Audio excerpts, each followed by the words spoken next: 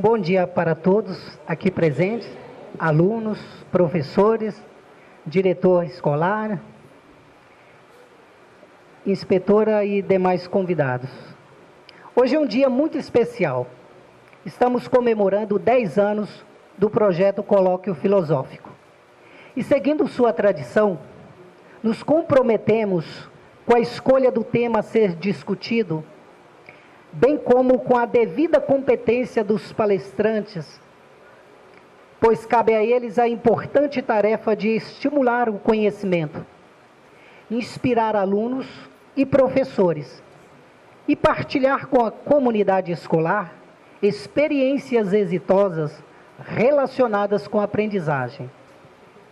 Ao longo desses anos, tivemos a oportunidade de receber, no colóquio filosófico, diversos profissionais de notável saber científico, como também escritores de relevância nacional. Mas hoje, especialmente hoje, haveremos de nos orgulhar com a presença de uma pessoa muito querida e que tem prestado enorme contribuição social na condição de professora e pesquisadora da Universidade Federal de Minas Gerais, UFMG. Junto conosco está a Terezinha Rocha, professora da Faculdade de Educação da UFMG, com atuação em cursos de licenciatura, como Pedagogia, Filosofia e Letras. É membro do colegiado do curso de Pedagogia, pesquisadora do Núcleo de Acessibilidade e Inclusão da UFMG, membro do Comitê Gestor da Formação Transversal em Inclusão e Acessibilidade. Está desenvolvendo atualmente uma pesquisa de revisão dos conceitos para lançamento de uma nova edição do Dicionário de Filosofia em Libras. O tema de hoje é a banalidade do mal e nossas relações cotidianas. Cabe aqui, então, iniciar essa manhã reflexiva, fazendo algumas considerações. Será que a natureza da atividade de pensar, o hábito de examinar, refletir sobre qualquer acontecimento, desde o mais simples ao mais complexo, poderia estimular as pessoas a não fazer o mal contra ninguém? Apesar dos grandes saltos que o homem moderno deu rumo a uma política mundial de globalização econômica, como explicar para os mais novos os altos índices de violência contra os jovens, sobretudo os da periferia? A cultura de extermínio em desfavor da mulher? A violência contra os negros e homossexuais, praticados cotidianamente em nossa sociedade? Apesar dos grandes avanços que demos nos últimos tempos, poder-se-ia dizer que estamos mais selvagens do que antes e que não conseguimos controlar nossos instintos predatórios e por essa razão falarmos de banalidade do mal? Então são questões como essas que a nossa convidada irá conduzir o colóquio filosófico. Passo a palavra então para a nossa ilustre Terezinha Cristina, Cris.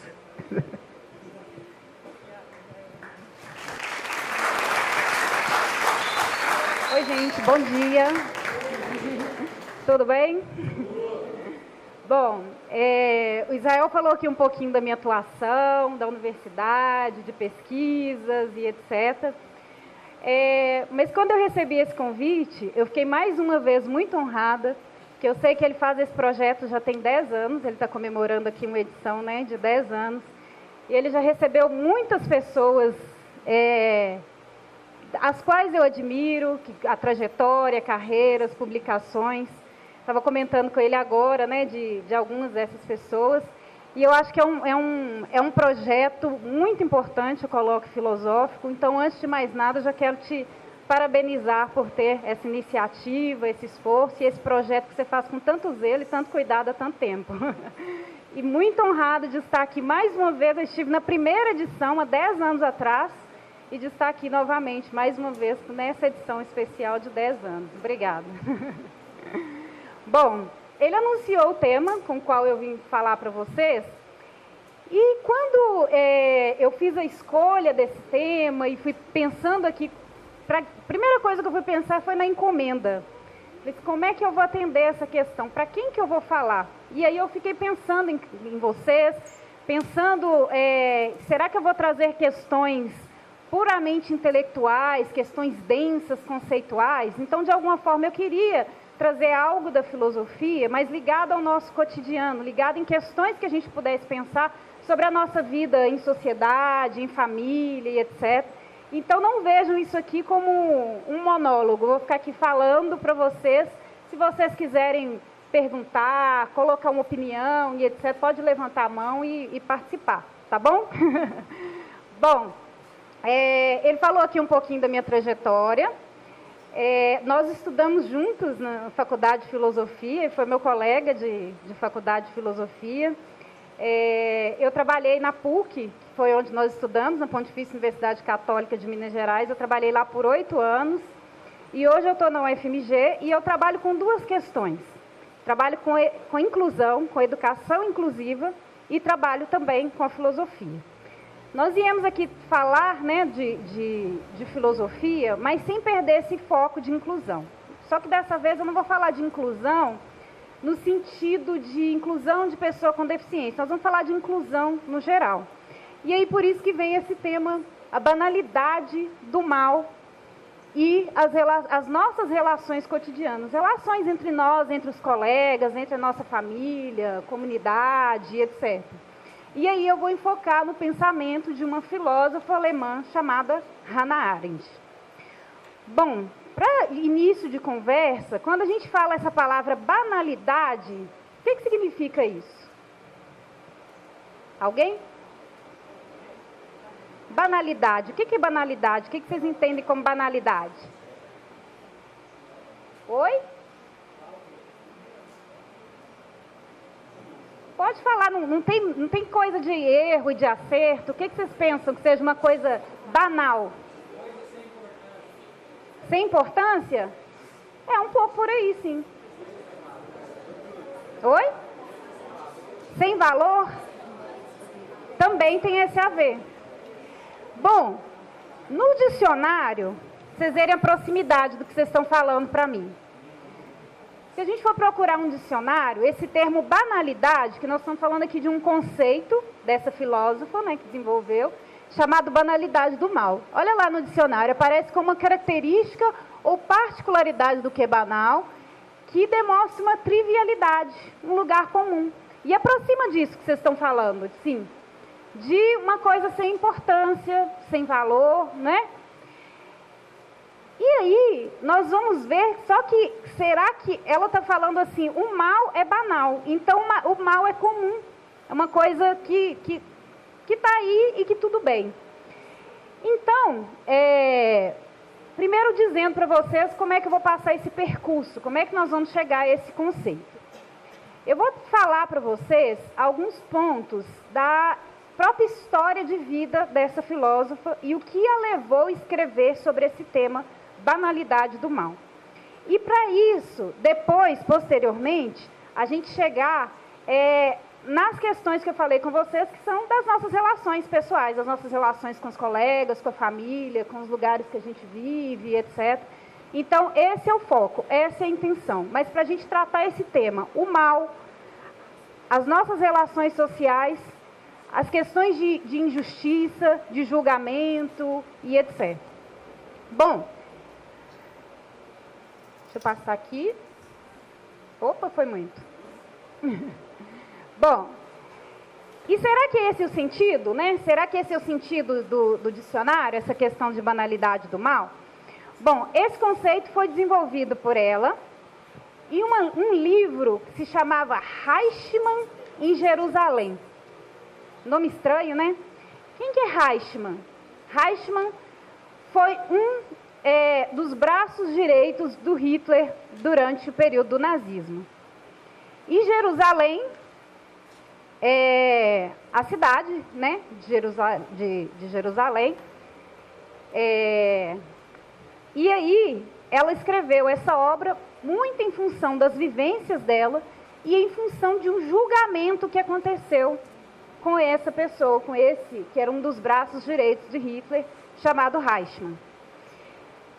Bom, e as vivências dela é que levou ela a desenvolver esse conceito que nós vamos falar aqui, que é a questão da banalidade do mal. Então, a Hannah Arendt, como eu disse aqui, uma filósofa alemã, ela nasceu na Alemanha em 1906. Ela faleceu em torno de 1975. Bom, ela nasceu em uma família de judeus, que eles chamam de judeus secularizados. Judeus secularizados, vou dar um exemplo para vocês. Imagina que você tem os seus avós, os seus bisavós, têm uma ligação muito forte com a religião e vem de um determinado povo, migrou aqui para o Brasil. E aí você é neto, bisneto e etc. que, porém, você rompeu com essa religião, você tem outros valores e etc. Esses são os judeus secularizados. São pessoas que não tinham como religião o judaísmo, que não nasceram, por exemplo, em Israel, né, que ela, por exemplo, nasceu na Alemanha, mas carregava, né, essa herança familiar dos judeus. Quando ela tinha 3 anos de idade, a família dela mudou para a Prússia, que hoje em dia está localizado no território da Polônia, que é um país que fica do lado da Alemanha, na Europa. Com 7 anos de idade, o pai da Hannah Arendt faleceu. E aí a mãe dela assumiu mais a educação dela. E aí e a mãe dela assumiu muitas questões políticas. A mãe dela era uma pessoa politizada. Com 14 anos de idade, tanto que a Hannah Arendt se dedicava aos estudos, aos 14 anos de idade, ela já tinha lido uma obra importantíssima para a filosofia chamada A Crítica da Razão Pura, que é uma das mais densas do ponto de vista conceitual, né, Israel? A Crítica da Razão Pura, que é um livro de um outro filósofo alemão chamado Immanuel Kant. Com 17 anos de idade, a Hannah Arendt foi fazer a faculdade de filosofia na Alemanha. E ela volta para a Alemanha, foi estudar filosofia, e aí ela foi aluna de Heidegger, que é um outro importantíssimo filósofo, né? Também alemão. E aí, depois ela, por questões pessoais, ela trocou de faculdade, ela continuou estudando filosofia, ela estudou teologia, e ela foi ser aluna, ficou sob a supervisão de Husserl, que é um outro importantíssimo filósofo, que muito provavelmente, quando vocês estiverem aí estudando, vocês vão ouvir em algum momento falar desses filósofos. Então, ela teve uma base consolidada de formação. Ela fez doutorado em filosofia, ela publicou várias obras, né, mas um período mais tarde, não nesse momento. No doutorado dela, ela desenvolveu uma tese, um trabalho bastante denso em relação a Santo Agostinho, que foi um filósofo medieval. E ela chegou a ganhar uma bolsa de estudos e se mudou para Berlim, né, que é a capital da Alemanha. Porém, próximo desse período, quando ela se mudou para Berlim, Hitler assumiu o poder. Veio a ascensão do nazismo e Hitler assumiu o poder. Aí, nesse período, Martin Heidegger, que tinha sido professor dela, ele aderiu ao nazismo. E com essas questões, com a formação que ela tinha, com a formação da mãe dela, com a formação que ela tinha, né, na filosofia, e esse rompimento que ela teve com ele há uns anos atrás, a Hannah Arendt decidiu largar os estudos dela de filosofia e se dedicar à discussão do antissemitismo, que nós vamos ver aqui daqui a pouco do que se trata. Muito provavelmente vocês já devem ter estudado isso em algum momento de história. Vocês lembram desse período do nazismo, estudando história? Tem professor de história aqui, agora? Então já está aí para puxar a orelha de vocês, se escapar qualquer coisa. E a minha também, porque eu não sou historiadora. Bom, então, a Hannah Arendt, ela rompeu, né, com esses estudos que ela estava até então na filosofia e foi se dedicar à discussão de questões políticas. No entanto, a resistência, o próprio fato dela apenas se manifestar contrária àquilo que estava, né, aquela força, entre aspas, estava crescente, ela foi presa, e ela ficou presa por 8 dias. E esse foi para ela um sinal de alerta que fez com que ela deixasse o país. Ela saiu da Alemanha e já estava prevendo ali as questões que viriam depois. Então, a Hannah Arendt, ela foi para Praga. Praga é a capital da República Tcheca, que é um país que fica ao lado da Alemanha. Depois disso, ela passou por Genebra, na Suíça, que também fica ao lado da Alemanha. E depois ela foi para Paris, que fica do outro lado da Alemanha, né? Um pouco mais abaixo ali, a gente olhando o mapa. A Hannah Arendt, ela foi para Paris. Em Paris, ela começou a trabalhar com crianças que tinham sido expatriadas, que eram filhos de judeus. Ou seja, crianças que foram arrancadas dos pais, ou que tiveram que os pais, em algum momento de socorro, mandaram, se não podia se salvar, mandavam os filhos, né, para um outro país para poder, né, salvar a vida desses filhos. E aí essas crianças órfãos ficavam lá numa instituição e a Hannah Arendt fez esse trabalho de acolhimento e de educação com essas crianças. Então ela estava fora do próprio país e estava ali dedicando o trabalho dela a acolher essas crianças. Porém, o nazismo ele começou a expandir pela Europa, né?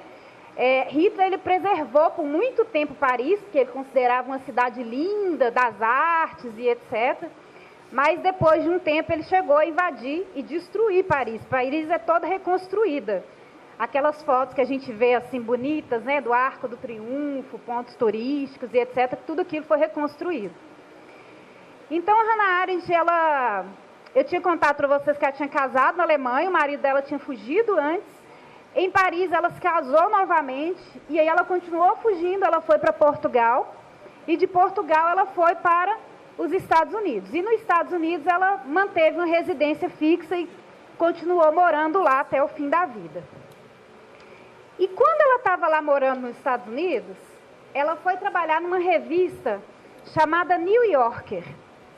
uma revista na cidade de Nova York, na qual ela atuava escrevendo crônicas de cunho filosófico, mas que dialogava com as questões sociais, com as questões do dia a dia, né? E principalmente com as questões de base dela, que relacionava com as questões de formação dela e etc. Ela chegou a lecionar na Universidade de Chicago, e guardem o nome dessa revista, que é através dessa revista, né, desse trabalho dessa revista, que ela escolheu, que ela escreveu uma obra, né, um conjunto de textos, ela formou um livro, do qual nós vamos voltar aqui no conceito que eu falei para vocês de banalidade do mal, que nós vamos analisar. Bom, ela chegou a lecionar também numa escola superior de pesquisa social, e ela faleceu no ano de 1975. Então, eu contei aqui para vocês, resumidamente, um pouco da biografia dela. Quem foi essa pessoa, quais foram as vivências dela, para vocês entenderem, quando ela está falando desse conceito, ela não está falando de alguma coisa longe da realidade dela, está falando de alguma coisa que ela vivenciou, que é essa questão do mal e da banalidade do mal. A Hannah Arendt, durante a vida dela, ela publicou vários livros. Eu destaquei aqui 2 dos livros, talvez mais importantes dela. O primeiro, que se chama Eichmann em Jerusalém, ou Eichmann em Jerusalém, puxando para o alemão. E aí, na versão brasileira, tem lá aquele subtítulo, Um Relato sobre a Banalidade do Mal. E essa segunda obra aqui, chamada As Origens do Totalitarismo. Ela publicou várias outras obras, A Condição Humana e etc., mas eu considero essas duas, na verdade, essa primeira aqui, a mais importante para nós. Vocês estão vendo ali no plano de fundo desse livro, na capa dele, vocês estão vendo que tem um moço lá dentro da cabine, parece uma cabine ali do lado direito. Do outro lado ali tem umas pessoas numa bancada e outras sentadas aqui. Essa é uma foto original, não foi uma montagem para esse livro, que foi o julgamento desse braço direito do Hitler, chamado Eichmann, que está ali dentro daquela cabine ali, prestando um depoimento dele. Bom, e aí, eu falei com vocês que a Hannah Arendt estava fugindo, né? E do que ela estava fugindo? Oi? Porque ela é judia. E o que acontecia com os judeus nessa época?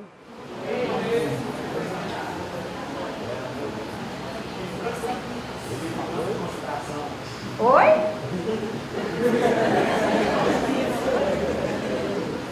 Aliás, a pergunta não é nem essa, nem é o que aconteceu, que muito provavelmente vocês sabiam. Mas por que aconteceu isso com eles? Por quê? Religião, o que mais?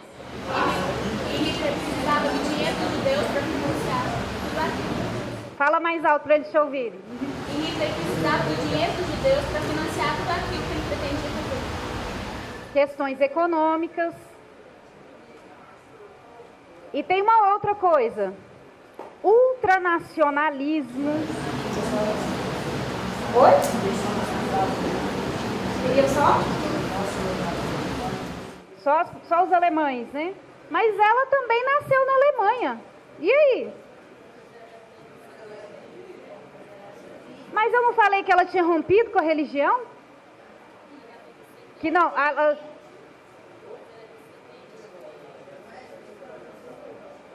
Oi?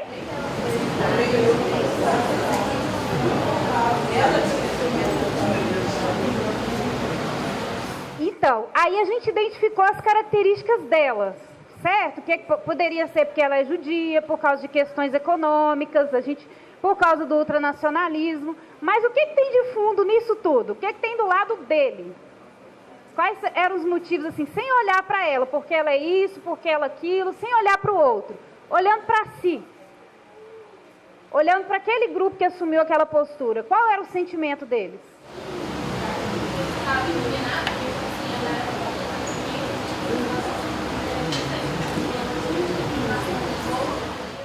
Será que a palavra palavra indignação?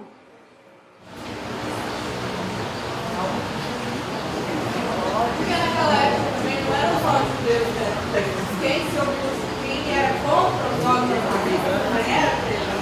Então ela tinha uma maneira de pensar X, os nazistas Y. Então provavelmente não seria presa e acabaria assim como os nazistas. Muito bom. E como é que chama essa coisa quando eu penso de uma forma, o outro sujeito pensa de outra forma e eu decido aniquilar ele? Censura, intolerância, ódio. São todas coisas que a gente às vezes tenta puxar desculpas no outro, entender no outro, quando na verdade as questões vêm de outro ponto de vista, elas estão no sujeito, não estão no outro, né? Então vamos falar desse livro que é O Julgamento do Eichmann, né? Bom, o Eichmann, ele, em setembro de 1945, a guerra acabou, a Segunda Guerra Mundial, né? Que foi o auge ali do nazismo. 50 milhões de pessoas foram mortas. Vocês têm noção de quanto é esse número assim, de gente? 50 milhões?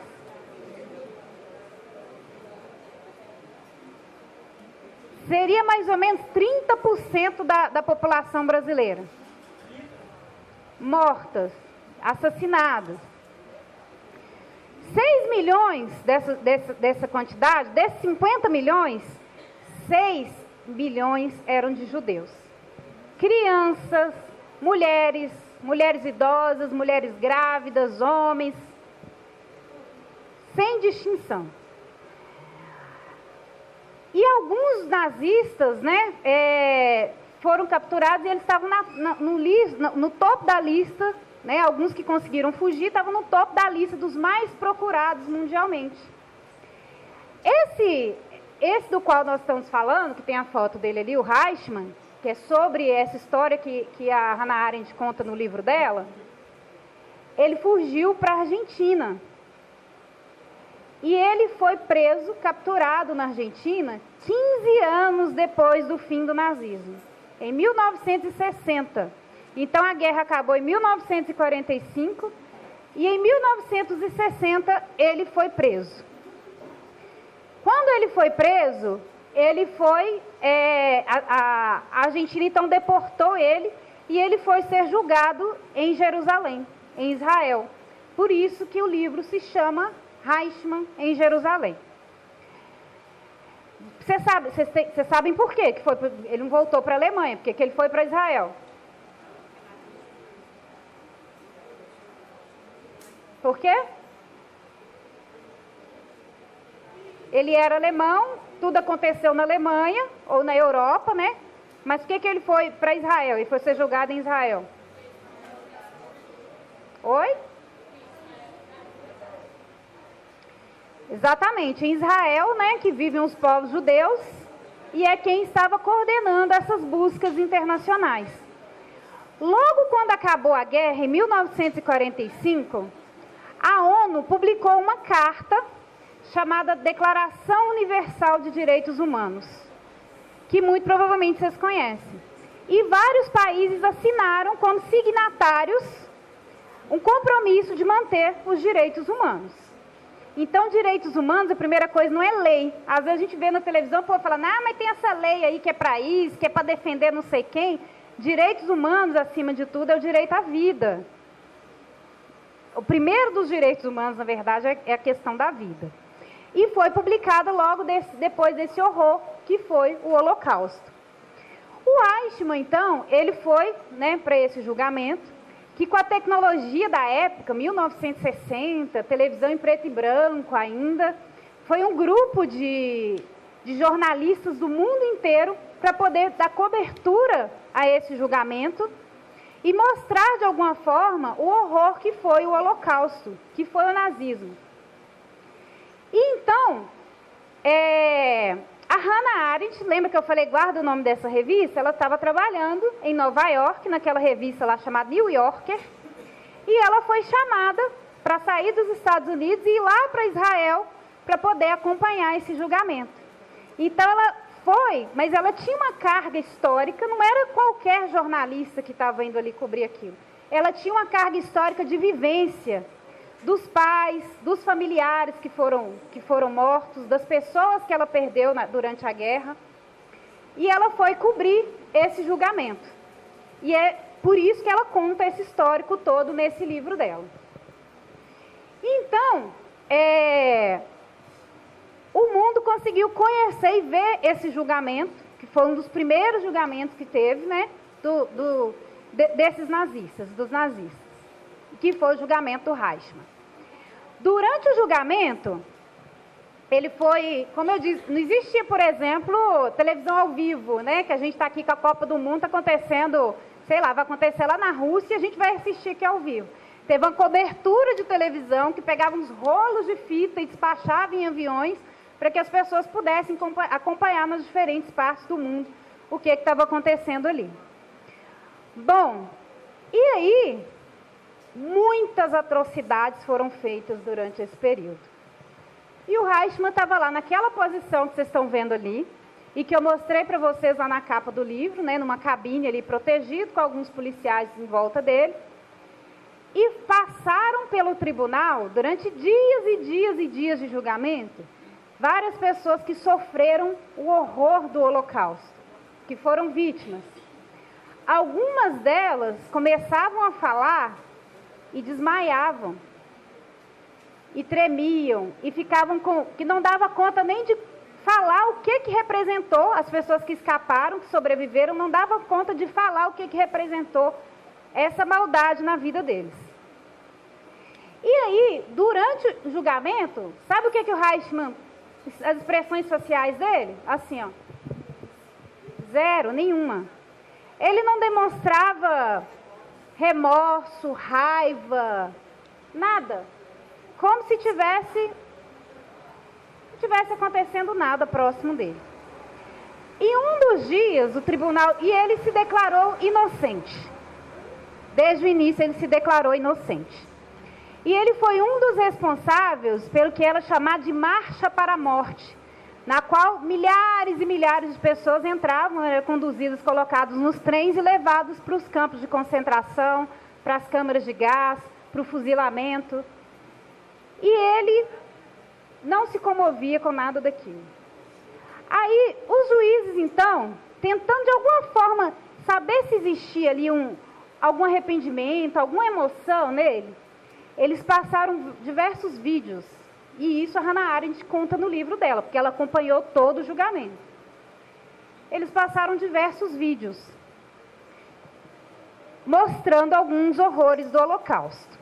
Eu separei algumas imagens desses vídeos para mostrar aqui para vocês, mas eu selecionei, eu tentei não trazer coisa tão pesada, mas quem tem, se vocês tiverem qualquer questão assim, nossa, eu não vou nem dormir à noite, não olhem, por favor, porque realmente as imagens são pesadas, eu vou passar um pouco rápido.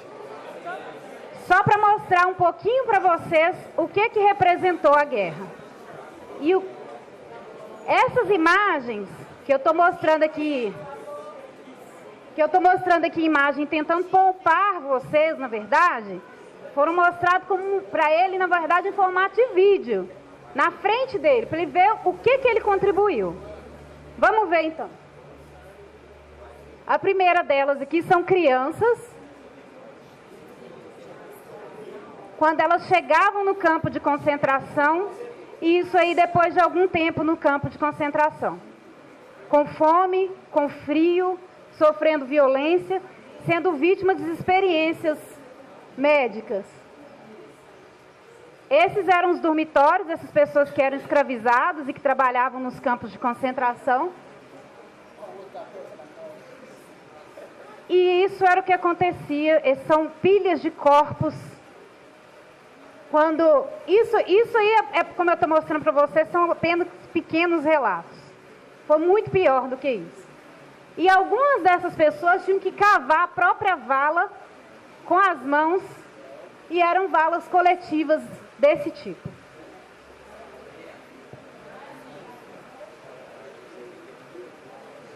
Bom, Isso aqui que eu mostrei para vocês, devia ter ali um grupo de quantos? 100 pessoas.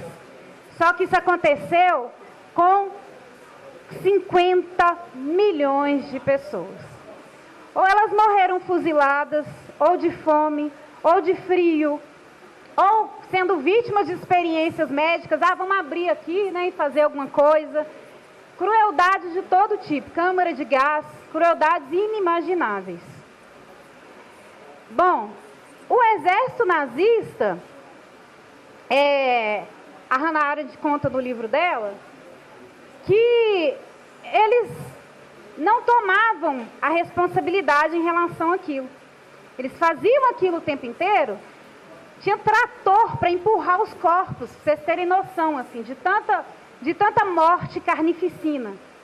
E isso eram pais, mães, crianças, pessoas que não tinha distinção entre elas. Elas poderiam ser judias, ou pessoas com deficiências, ou pessoas que eram alemãs, mas contrárias àquele horror que estava acontecendo. Bom, e aí, como eu disse para vocês, mesmo depois de passar todas essas imagens, Eichmann, ele não expressou nada de emoção, de arrependimento, ou pelo menos desviar o olhar em algum momento. Porque, como eu disse aqui, o que eu mostrei para vocês é simples. Tem um filme, se algum dia vocês tiverem interesse de assistir, muito provavelmente deve ter em YouTube, etc. Se chama The Eichmann Show. T-H-E, Eichmann, o nome dele, Show. Se procurarem no Google, provavelmente vocês acham. E nesse filme mostra, televisionado, todo o julgamento. E aí vocês conseguem ver as imagens originais, que são muito piores do que essas aqui que eu mostrei para vocês. E ele não expressou nada, nenhum sentimento. E foi dessa expressão, dessa vivência que a Hannah Arendt teve com ele, que ela chegou ao conceito de que o mal é, não, como que os meninos falaram ali antes, que é banalidade? Que não tem valor, que é algo que é simples, que é trivial. O mal está aí e a gente convive com isso, e isso é banal. E é daí que vem esse conceito, que nomeia, né, que é o subtítulo do livro, que é a banalidade do mal. Sabe o que os nazistas disseram? Que só estavam cumprindo ordens. Vocês acham que quem cumpre ordens tem, de alguma forma, responsabilidade? Não? Se alguém dá ordem para matar, para fazer experiências dessa natureza, e as pessoas cumprem isso... e tem uma coisa que eu não falei para vocês. Vocês sabem que se alguns deles se recusassem a participar daquilo, eles não eram punidos. Não acontecia nada com eles. Não tinha punição. Eles não iam também para a câmara de gás. E esse é um relato que o próprio Eichmann fez, que não acontecia nada. Então eles estavam ali voluntariamente. Bom, e aí, quais são as origens, quais são as possíveis origens dessa banalidade do mal? Eu estou repetindo a pergunta que eu fiz para vocês e eu estou fazendo novamente. Quais são as possíveis origens desse mal? Quais são as possíveis origens dessa banalidade do mal? Como é que surge isso em uma sociedade e isso expande de forma tão rápida, de uma forma catastrófica, na verdade, como essa? Uma palavra que eu falei para vocês, deixa eu ver se a gente volta aqui ligar, mas quando voltar ali, que é intolerância. Intolerância com o outro. Lembra daquilo que você falou antes? Que quem pensa diferente, uma pessoa que pensa diferente da forma que eu penso. E essa é a primeira faísca, o pensar diferente. E quando duas pessoas estão em pensamentos opostos, surgem intolerâncias ou intolerância em diferentes níveis. Porém, a intolerância, eu mostrei para vocês aqui, né, na obra de Hannah Arendt, de uma coisa, o holocausto, né, uma dimensão enorme. Mas a intolerância, ela convive entre nós todos os dias. Em casa, com os colegas, com um sujeito que eu nem conheço, no trânsito. Em todos os espaços, o self, né, o preocupar com si mesmo, voltar para si e não enxergar o outro, é uma das faíscas da onde surge essa questão da intolerância. E aí, como eu estava falando para vocês, a intolerância ela tem diferentes níveis e ela tem diferentes espaços, diferentes locais. Falem para mim um exemplo de intolerância.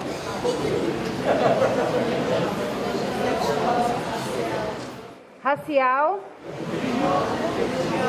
religiosa, política, né? Ainda mais nesses tempos atuais. O que mais?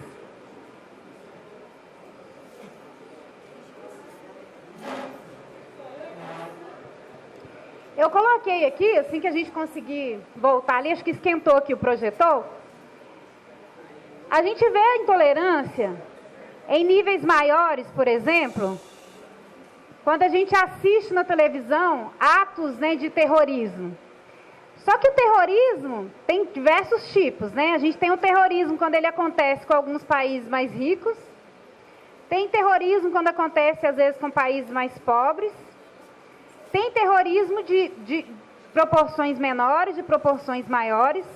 Nós temos guerra civil e, ao mesmo tempo, a gente tem uma violência tão estrondosa que por exemplo, aqui no Brasil, que às vezes mata mais pessoas do que na própria guerra. Porém, a gente vê essas questões macro, mas a gente tem uma questão muito importante, que é uma questão micro, que a gente precisa se localizar, que é quando a gente faz um discurso de ódio. E sabe o que é um discurso de ódio? Quando a gente fala assim a palavra discurso, parece alguém palestrando, né, num lugar bem longe da gente. Discurso de ódio é quando a gente tem intolerância religiosa, que aparece, por exemplo, muito com religiões de matrizes africanas, que aparece muito quando há o volume que acontece coisa de tal igreja, me incomoda. Quanto que Israel falou aqui no começo para a gente, fez um questionamento, são diversos, são intolerância com a comunidade LGBT. As pessoas são gays, são trans. Eu tenho direito de matar o outro simplesmente porque ele é diferente de mim? Está passando ali na rua, eu vou espancar, matar, tirar a vida dele, causar uma dor para a família dele, simplesmente porque ele é diferente de mim? Aos negros, às mulheres, né, que por muitos anos, uma luta de limitações de espaços, de adentrar em determinados espaços que foram de privilégio, né, masculino por muitos anos. Então, tudo isso gera discurso de ódio, e são questões que a Hannah Arendt discute no livro dela, e que eu estou dizendo aqui que a gente precisa romper de alguma forma, mas como é que a gente rompe com isso? Se policiando no dia a dia. Porque a gente pode reproduzir modelos que nem sempre a gente concorda com eles. Mas às vezes tem uma bobagemzinha, eu estou com um grupo de colegas e etc. E todos os meus colegas estão falando daquilo, mas por que eu não posso falar da mesma forma? Lembra do argumento de Eichmann? Eu só estava lá. Eu estava cumprindo ordens. E às vezes a gente cumpre essas ordens também, só que elas não vêm escrito, simplesmente porque eu participo de um grupo e todo mundo daquele grupo está fazendo dessa forma. Então eu vou me calar, conceder e fazer da mesma forma que eles fazem. Eu não recebi uma ordem superior, são os meus colegas, são as pessoas com as quais eu convivo, mas às vezes você pode reproduzir aquilo que, na verdade, se você fosse refletir, pensar sozinho ou se colocar no lugar do outro, talvez você não faria, talvez a gente não faria. Então, essa questão da intolerância, de não enxergar o outro, de não se colocar no lugar do outro, é a primeira faísca para uma questão que gerou essa catástrofe desse tamanho, a ponto do mal estar tão banalizado que a gente não se importa com ele mais. A gente não se importa com o outro. a gente vê essas coisas na televisão, no vizinho, na rua, na escola, na família, tudo bem, amanhã eu já esqueci, porque o mal está banalizado, porque o mal já é comum. E tomar uma posição crítica, refletir, uma posição diferente daquela, mas eu vou ser rejeitado, porque os meus colegas todos fazem dessa forma, ou porque na minha família é assim que eu penso mesmo.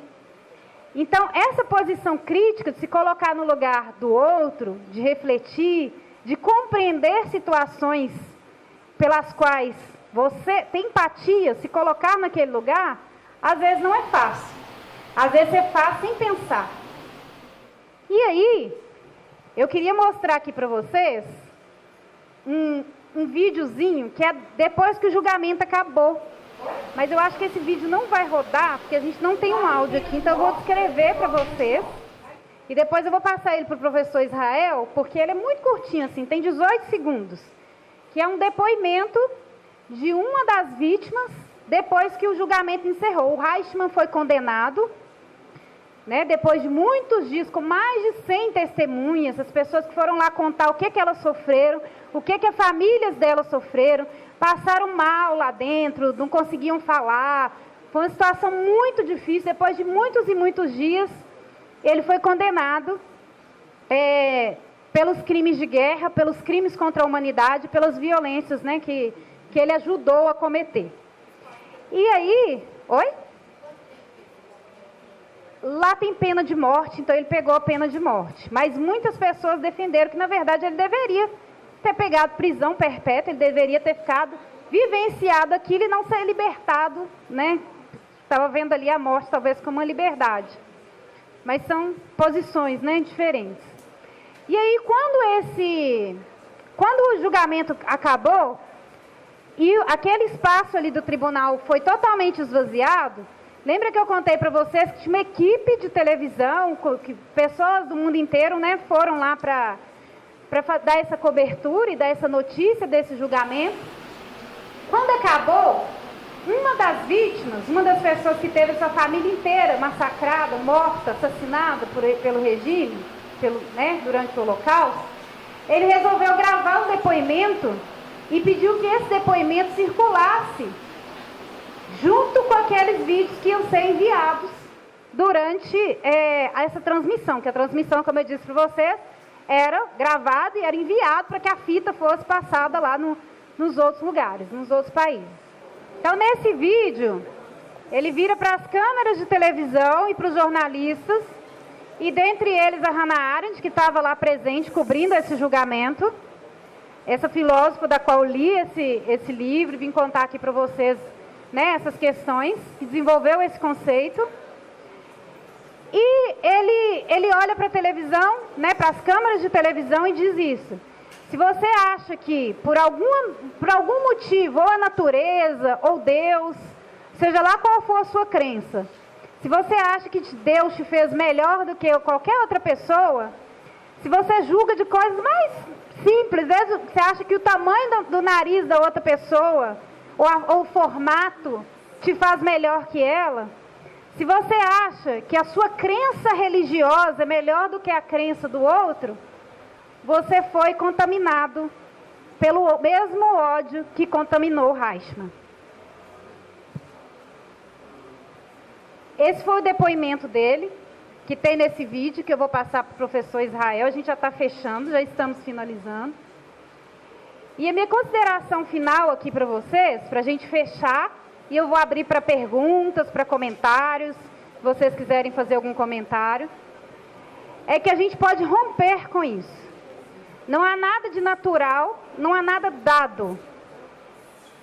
Uma outra filósofa, mas essa francesa, chamada Simone de Beauvoir, não precisa passar, não. Uma filósofa francesa chamada Simone de Beauvoir, ela disse o seguinte, que todos nós nascemos iguais. Todos nós nascemos iguais. E o que acontece no meio do caminho que uma pessoa se torna com essa natureza?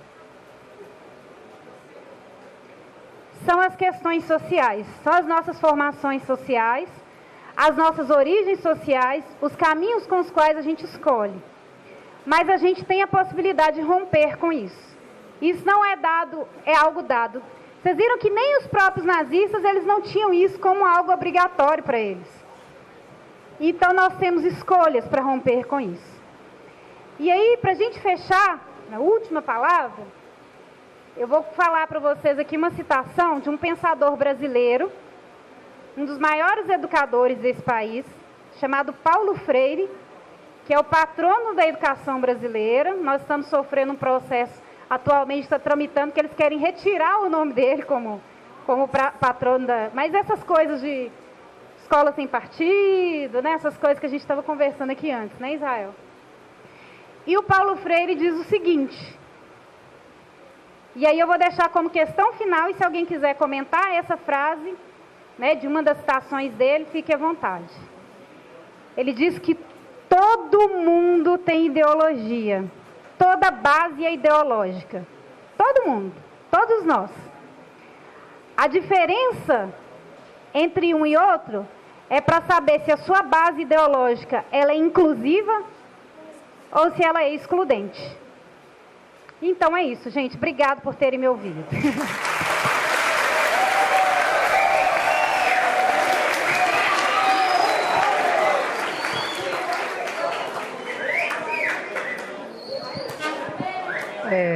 Bom, eu acho que todo tempo ele é válido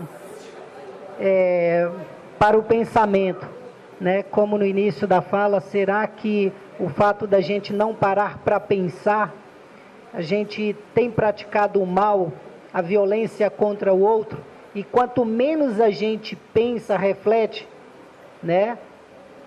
A questão da banalidade do mal, ela se torna comum entre nós.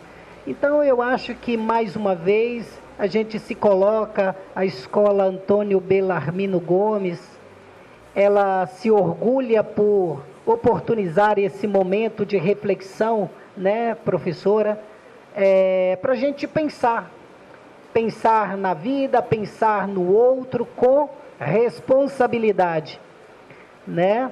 Então, para a gente já chegar no finalzinho, a gente pode abrir aqui para algumas questões, né? Então, fica aberto aí para alguns alunos. Aliás, nós até falamos sobre a questão do ódio, do preconceito, assim, estudamos um pouco sobre a semana de humanização da consciência negra, e os alunos, eles interagiram, né, pesquisaram muito sobre essas questões. De todo modo, eu passo a palavra para os alunos, se alguém, aluno, professor, se quiser fazer algum questionamento, fiquem à vontade. Bom, eu acho que a gente tem pessoinhas aqui que dá conta de vir aqui na frente, falar um pouquinho para nós. Joyce e Luísa, falar um pouquinho sobre Na Minha Pele, de Lázaro Ramos, né? Contar um pouco do que vocês viram no livro, de situações cotidianas que o próprio Lázaro Ramos passou, sobre da intolerância, né? Do racismo, do preconceito. Vem, meninas, vem nos prestigiar.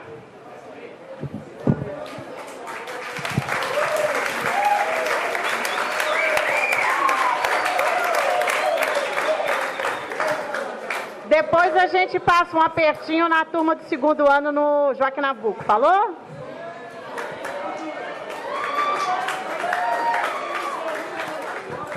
Vocês podem ficar à vontade, só para contar realmente o que vocês viram no livro, tá?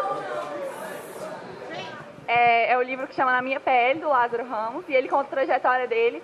E ele fala que quando ele foi falar sobre as questões raciais, ele não queria ser simplista, ele não queria falar só sobre o que todo mundo fala. Então ele usou as experiências dele, as experiências próprias que ele tinha. E aí ele começa falando que ele sempre foi conhecido, quando ele fica famoso, por ator negro, como se fosse uma coisa diferente. Porque eles não falam, quando você olha para um ator, fala que ele é branco, mas o dele eles falam. Então eles queriam gravar entrevistas por ele ser negro. E ele não queria se sentir diferente. E aí no livro ele basicamente fala sobre tudo que ele teve que passar, como ele teve que se esforçar bem mais. Ele fala que qualquer pessoa é possível chegar no topo, chegar onde que ela quer. Mas para uma pessoa diferente, ela tem que se esforçar 10 vezes mais para ela conseguir chegar lá. Então eu acho que vem nesse negócio, desde que ele fala que ele sofreu muito preconceito e que no meio do caminho, durante todo o processo, as pessoas olhavam para ele de forma diferente, mas que isso ele não impediu ele de fazer nada. Então eu acho que vem esse discurso de ódio, como ele lidou com isso, porque ele mostra muito que depende da forma como a pessoa reagir de forma igual, como a pessoa é preconceituosa com você. Se você faz isso de volta, isso você já está aumentando esse ódio. Então eu acho que é a forma como ele lidou, trazendo essa diferença, e ele fala até na criação dos filhos e de todos os colegas dos filhos dele, que ele trazia essa coisa de que todo mundo era igual, para ele respeitar. Então eu acho que vem muito disso.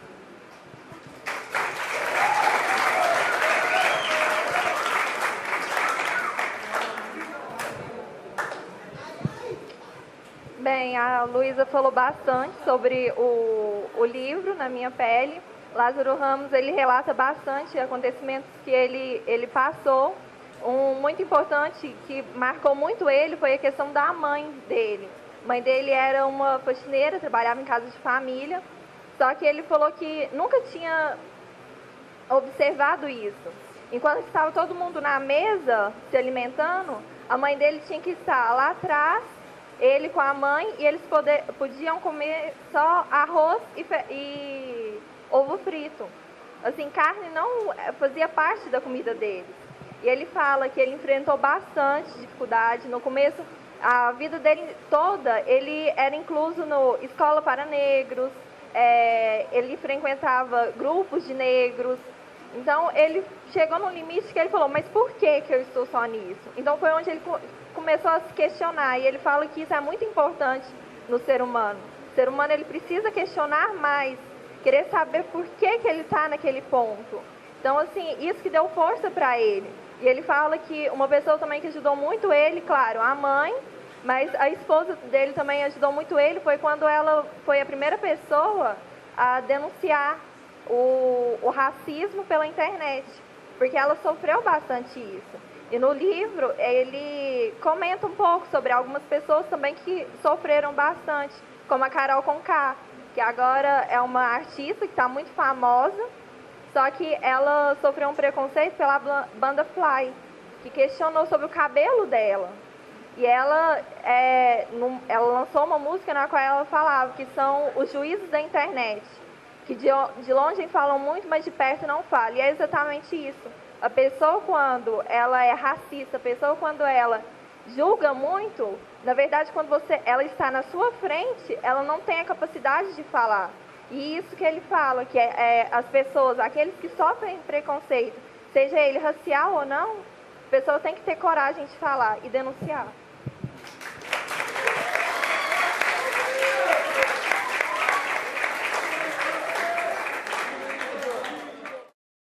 Agora nós vamos chamar aqui na frente uma outra discussão que foi feita no ensino médio, né, nos segundos anos, a discussão do livro do Joaquim Nabuco, O Abolicionismo, que trata da questão de... Joaquim Nabuco, em 1883, já falava que a gente ia pagar caro, mas muito caro, pela escravidão. Então, ele discutiu isso no livro dele inteiro, e parecia que o Joaquim Nabuco tinha uma bola de cristal e que sabia o que ia acontecer com o Brasil pelo preço de tudo que o Brasil tinha feito com relação à escravidão. Então, nós vamos chamar aqui a Iris, o Thales e o Rodrigo.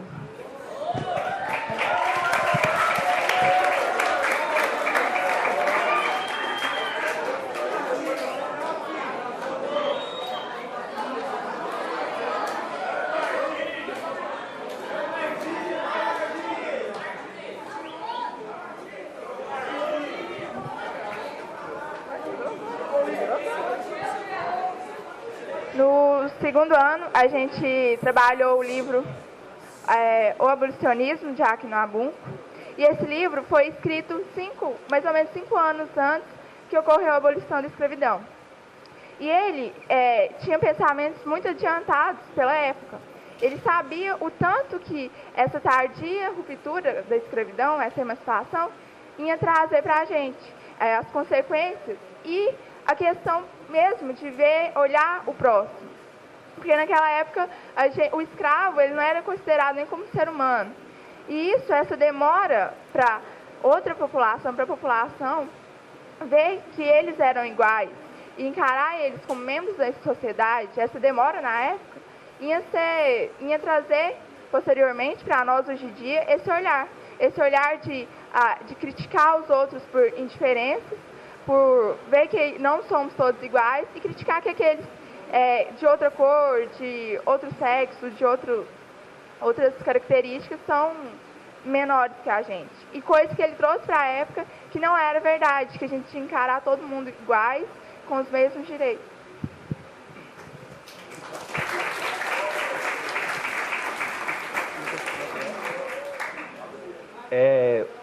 Uma parte interessante que eu achei do livro Joaquim Nabuco é uma parte que ele fala que o problema social que hoje a sociedade enfrenta foi ocasionado lá atrás, no início da nossa colonização, do nosso império, da nossa república de hoje.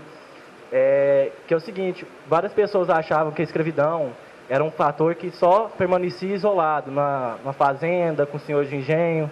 E não, a escravidão se espalhou por todo o país, por todo o império, para toda a república, como uma doença que foi acabando com tudo. Ela foi atrasando o país, foi atrasando o pensamento, foi atrasando a sociedade. Então, o país não se tocou, o império não se tocou, e até hoje a república mesmo, que a gente vive, não se toca. Que desigualdade social, desigualdade racial, entre gêneros, tudo assim acaba estragando a mentalidade, a intelectualidade, e atrasa toda a revolução que poderia estar acontecendo.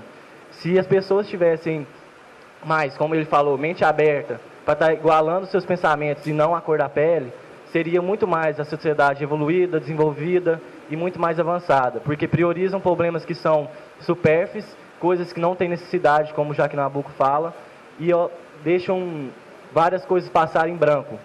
Então, como ele fala, esses fatos que aconteceram no passado são vistos hoje pelos olhos da sociedade, mas não tem como mais ser tratado tão direto à fonte, porque esse mal já enfiou na sociedade, e para tratar esse mal e para estar acabando com ele, toda a sociedade ter uma consciência de que desigualdade social e racial não leva a nada.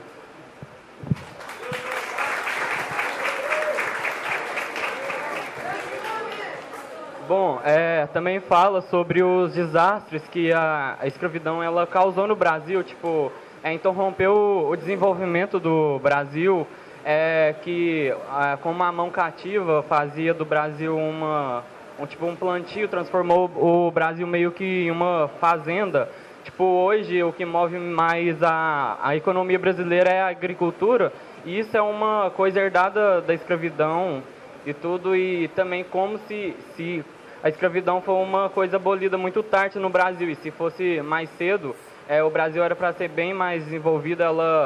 A escravidão também não deixou que a indústria chegasse, e quando estava chegando para os outros países o Brasil ficava atrasado com a escravidão, o Brasil começou a entrar em crise, e isso foi uma das coisas que o Joaquim Nabuco ele previu também. Tipo, teve uma crise do café que ele meio que previu e que aconteceu depois que ele escreveu o seu livro. E isso também a escravidão foi uma coisa muito ruim. Hoje a gente pensa, poxa, para que a capacidade do ser humano fez isso? E como o Brasil foi um dos países que teve mais a escravidão, mais escravos, ela deixou uma mancha negra sobre a América.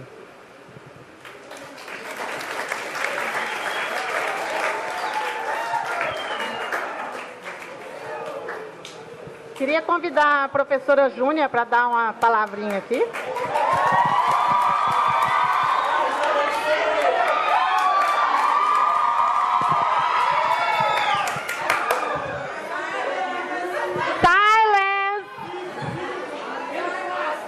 Bom dia.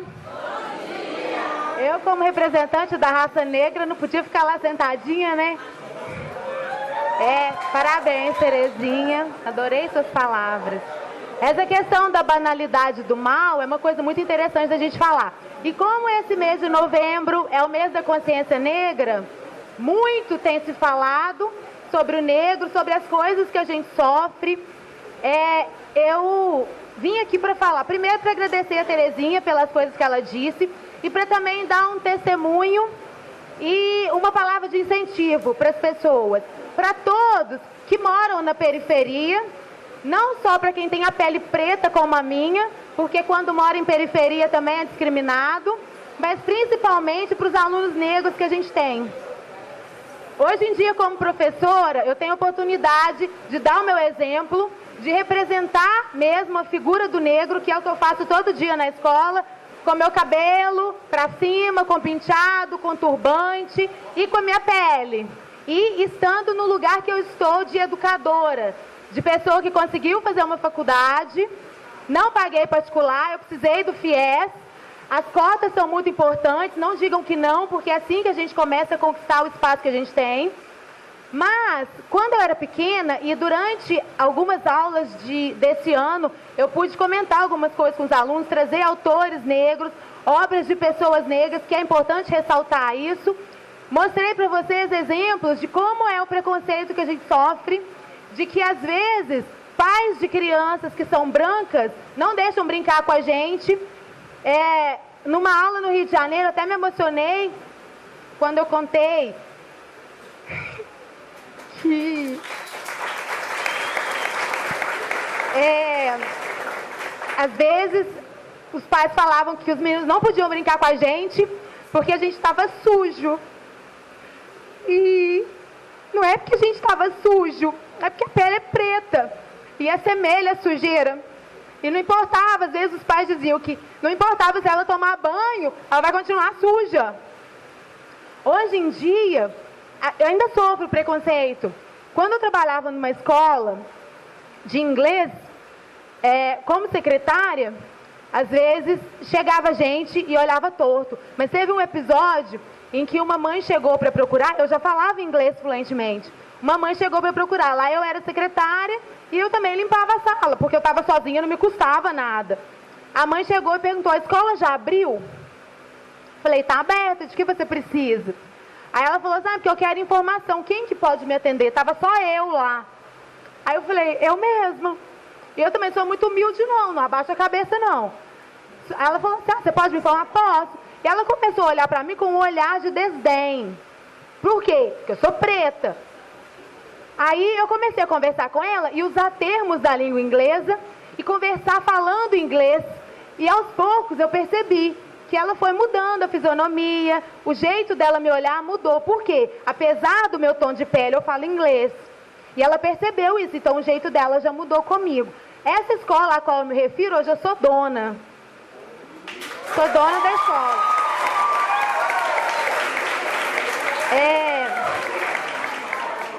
O que eu acho que é muito importante falar para vocês é que, primeiro, não foi de graça que eu cheguei onde eu estou, porque eu estudei, eu gosto de estudar, eu não faltava às aulas, eu não matava a aula, não desrespeitava o professor. Tudo precisa de esforço. E o que o Lázaro Ramos, a Thaís Araújo, Carol Conká, Martin Luther King, Nelson Mandela, o que todos eles fazem é o que eu faço também. Dá para vocês um exemplo de que é possível a gente chegar onde a gente quiser, mas não é de graça. Vocês precisam fazer a parte de vocês para que o universo conspire a favor do sucesso, que é onde eu cheguei hoje.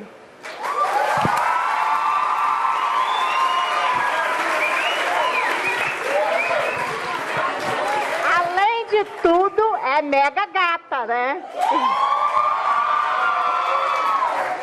Bom, nós estamos terminando aí, né? Já cumprindo a etapa da nossa Semana da Educação para a Vida. Acho que a chuva veio nos agraciar, não sei, de um jeito assim, carinhoso, né? Queria agradecer a todas as pessoas que nos apoiaram, né? Boutique do Livro, o pessoal da Superintendência na participação. E agradecer também, principalmente, vocês que, tanto no projeto das Gentilezas, abraçaram a escola inteira, né, gente? A gente teve aí 100% da escola participando no projeto de Humanas. Tivemos 100% da escola participando no estudo das obras, no estudo das personalidades negras, né? Foi muito bonito, a gente está vendo o resultado aqui agora. E agradecer, né, a professora mestra Terezinha Rocha pelo deslocamento, né? Não pensem que professores, né, de qualquer esfera As instituições da qual a gente faz parte, muitas das vezes barram a gente, né? Não deixa a gente ir além, né? A gente sabe o sacrifício que é. Aí nós vamos chamar a Bárbara para estar presenteando a professora Terezinha Rocha. Né?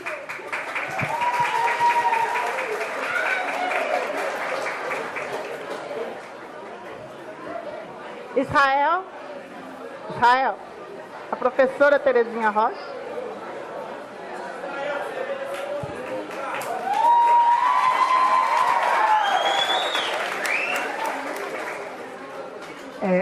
Eu acho que assim a gente encaminha para o encerramento, mas eu passo a palavra para a Cris. Eu também quero agradecer aqui a Boutique do Livro, que também está oferecendo para a professora Cris um livro, né, que sirva para você também enriquecer ainda mais, né, a sua vida com leitura, né? Então fica aqui o agradecimento à Boutique do Livro, é uma parceira, está sempre oferecendo os presentes para os palestrantes, né?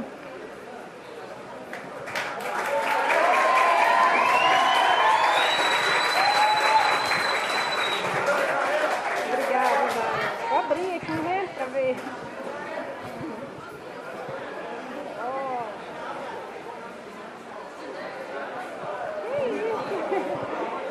O livro se chama Você é Insubstituível.